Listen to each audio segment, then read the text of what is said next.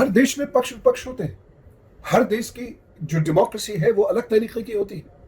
बांग्लादेश में भी ये कोई आज की समस्या नहीं, ये बहुत लंबी समस्या है जिसमें खालिदा जिया और शेख हसीना ये लोग आपस में वैचारिक द्वंद्व और मतभेद रखते हैं और वहीं पर शेख हसीना के खिलाफ विद्रोह हो गया। लेकिन जो समझने वाली बात है वो ये है कि उस विद्रोह में भारत के हिंदुओं के मंदिर क्यों तोड़े, उस विद्रोह में वहां रह रहे हिंदुओं को क्यों मारा गया।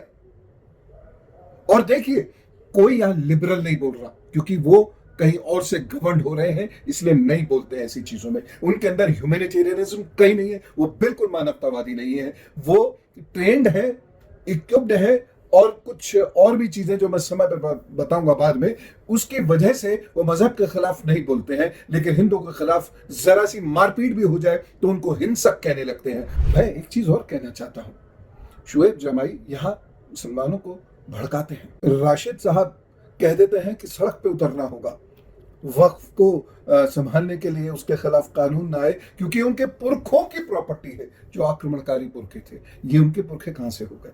खैर, मैं सिर्फ इतना कहूंगा कि हमें अपने देश में लड़ाई झगड़ा नहीं करना है। जो यहाँ के लीडर्स, किसी भी मजहब के लीडर्स उस मजहब के लोगों को भड़का रहे हैं, उन्हें यहां से चलता कीजिए। सीएए लागू कीजिए, इन्हीं लोगों के लिए सीएए है, इन्हीं को अपने देश में वापस लाना है, अपने समुदाय में वापस लाना है। नहीं तो बाहर ये ऐसी कटेंगे या कन्वर्ट होंगे। उन लोगों के लिए हमारे मन में पीड़ा क्यों नहीं है। पूरी दुनिया में जहां हिंदू रहता है उसके लिए हमारे मन में पीड़ा होनी चाहिए, और अगर नहीं है तो वक्त दूर नहीं जब हम भी किस सूली पे चढ़े हुए या आग से लिपटे हुए नजर आएंगे। मैं कभी भी किसी मजहब के विरुद्ध, किसी खिताब के विरुद्ध नहीं बोलता, आज भी नहीं बोलूंगा। लेकिन ऐसे लीडर्स जो भड़का रहे हैं उन्हें चलता कीजिए, देशद्रोह ये है। हाँ, एक बात जरूर मैं कहूंगा, सीएए का विरोध करने वाले लोग देश प्रेमी तो नहीं हो सकते। दुनिया हमारे लिए बोली नहीं है, ये ध्यान रखिएगा। तो जो सोशल मीडिया दिखा रहा है ना, हम इतने बड़े हो गए, ऐसे पूरी दुनिया हमारे चरणों में आ गई है, ये विश्व गुरु बन गए, फला ढिमाका, ये इस जाल से और लगी लिपटी बात से वापस आइए। इसमें कुछ नहीं रखा है। अपना हुकूक खुद बनाने की कोशिश कीजिए, तभी काम चलेगा।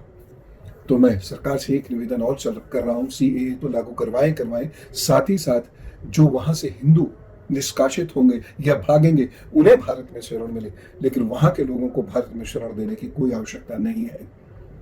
विरोध हो जाएगा, समझिए आप लोग, वो हमारे पक्ष के लोग नहीं हैं। बल्कि एक काम और कीजिए, मैं माननीय सरकार से कहना चाहता हूँ, या जितने रोहिंग्या और बांग्लादेशी मिले चुन चुन के 72 घंटे के अंदर उन्हें वापस भेजिए, या उनके लिए इतनी सख्त सजा मुकर्रर कीजिए कि घबरा कर वो लोग अपने आप भाग जाए। और ऐसी कोई पॉलिटिकल पार्टी, कोई पॉलिटिकल पर्सन जो उनका सपोर्ट कर रहा हो, उसको जेल के पीछे भेज दीजिए।